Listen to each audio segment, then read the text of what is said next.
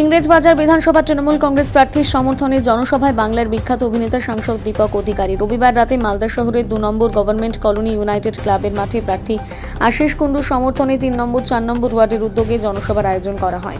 জনসভায় প্রধান বক্তা হিসেবে উপস্থিত ছিলেন অভিনেতা দেব। তিনি ছাড়াও উপস্থিত ছিলেন ইংরেজবাজার পৌরসভার পৌরপ্রধান কৃষ্ণেন্দু নারায়ণ চৌধুরী, উপপৌরপ্রধান সুমালা আগরওয়াল, 4 নম্বর ওয়ার্ড কাউন্সিলর অশোক সাহা, 3 নম্বর ওয়ার্ড কাউন্সিলর মনীষা সাহা মণ্ডল, কাউন্সিলর শুভময় বসু, সন্ধ্যা দাস, পূজা দাস, যুবনেতা এমডি অভিষেক সহ অন্যান্য নেতৃত্ব।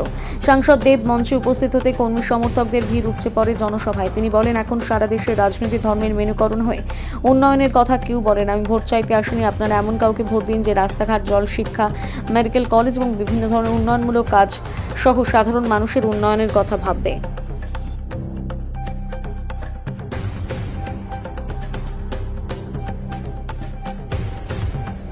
বোঝাই যায় না এই নির্বাচনটা কিসের হচ্ছে।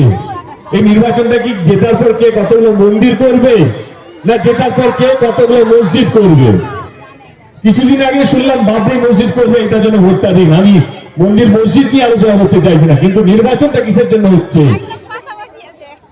এই নির্বাচনটা হচ্ছে কে কতগুলো স্কুল করবে, কে কতগুলো হসপিটাল করবে, কে রাস্তা করবে, কে মানুষকে ভালো রাখবে, কে মানুষকে বাঁচিয়ে রাখবে।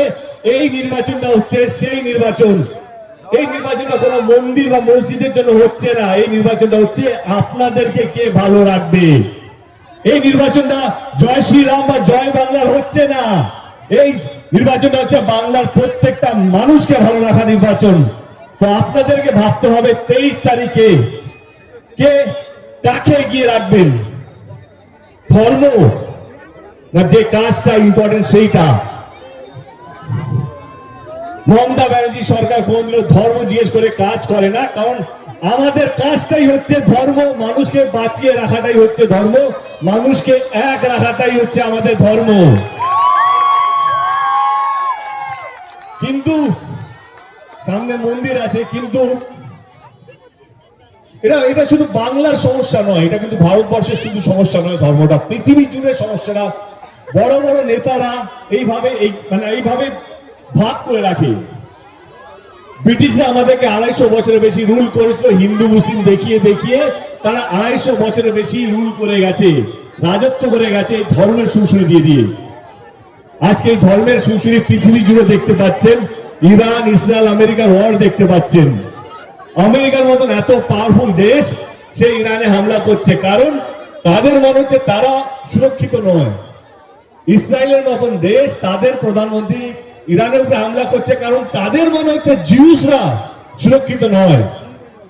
পাকিস্তান তাদের মুসলিম ভাইদেরকে বলছে যে আমরা এই কারণে অ্যাটাক করছি কারণ মুসলিমরা সুরক্ষিত নয়।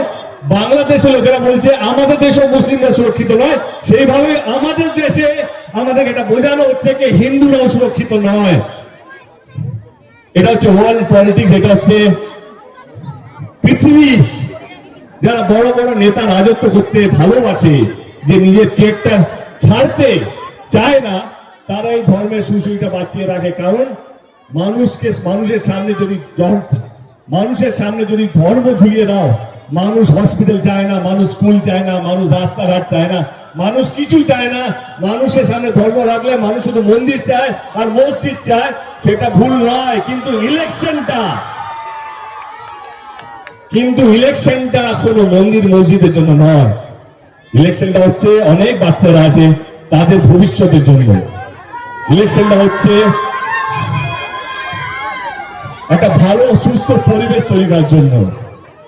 ইলেকশনটা হচ্ছে মানুষ যেন নির্ভয়ে বাঁচতে পারে, এইটার জন্য নির্বাচন। 23 তারিখে আমাদেরকে নির্বাচন। আমি আবার বলছি, আমি আপনাদের ভোট চাইতে আসিনি, কিন্তু নিশ্চয়ই এটা তো বলতেই পারি যে যেই সরকার গত 15 বছর ধরে মানুষকে এক রাখার চেষ্টা করেছে, যেই সরকার মানুষকে কোনোদিন জিজ্ঞেস করেনি আপনি হিন্দু না মুসলিম, তার সত্ত্বেও বাড়িতে কন্যাশ্রী পৌঁছেছে, লক্ষ্মীর ভান্ডার পৌঁছেছে, স্বাস্থ্যসাথী কার্ড পৌঁছেছে, সমস্ত রকম প্রকল্প পৌঁছেছে কোনো ধর্ম না জিজ্ঞেস করে, তা তো আরেকবার জেতা উচিত কিনা?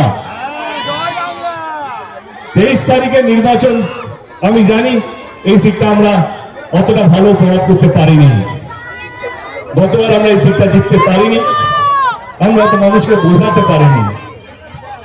কিন্তু এইবারে 23 তারিখে নির্বাচন, এখানকার মানুষ, এখানে যারা এসছেন বা যারা ভোট দিতে যাবেন এই বিধানসভায়, সবাইকে অনুরোধ করছি যে যদি আপনাদের মনে হয় যে না আমাদের দল মমতা ব্যানার্জি এবং আমাদের যিনি প্রার্থী আছে আশিস বাবু যদি যোগ্য হয়, তাহলে 23 তারিখে সবকটা ভোট যেন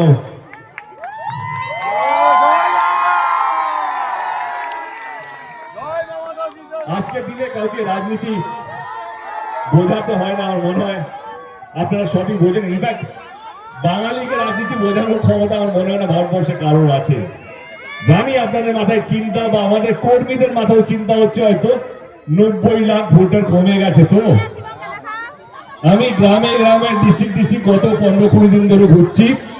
আমি আমার কর্মীদেরকে বলে যাচ্ছি এখানে, পরে আপনারা মিলিয়ে নেবেন, যে 2021-এ যা ফল করেছিল তৃণমূল কংগ্রেস, তার থেকে মিনিমাম 5টা অন্তত বেশি সিট এইবারে জিতে আসবে। এটা নিয়ে কোনো সন্দেহ নেই। 90 লাখ ভোটার চলে গেছে, এখন এটা কান্নাকাটি করে লাভ নেই। আমরা কি করতে পারবো, কিভাবে মানুষের বিশ্বাস জিততে পারবো, কিভাবে মানুষকে বোঝাতে পারবো, এটাই আমাদের হাতে আছে এবং আমরা জিতবো এবারে। আবার 2021-এর থেকে এবারে বেশি সিটে জিতবো, এটা নিয়ে কোনো দ্বিধাবোধ নেই। ইংলিশ বাজারের মানুষকে অসংখ্য ধন্যবাদ। আপনারা অনেকক্ষণ ধরে আপনারা ওয়েট করছেন আমার সাথে দেখা করার জন্য বা আমার কথা শোনার জন্য। একটা অনুরোধ রইল কে এইবারে 2026-এ যেন এইবারে আমার যিনি প্রার্থী আছে তিনি যেন আশীর্বাদ পেয়ে এখান থেকে জিততে পারেন, এটাই আপনাদের কাছে অনুরোধ। থ্যাংক ইউ সো মাচ, ভালো থাকবেন। আবার কোনো না কোনো ভাবে দেখা হয়ে যাবে। থ্যাংক ইউ সো মাচ, ভালো থাকবেন। Thank you.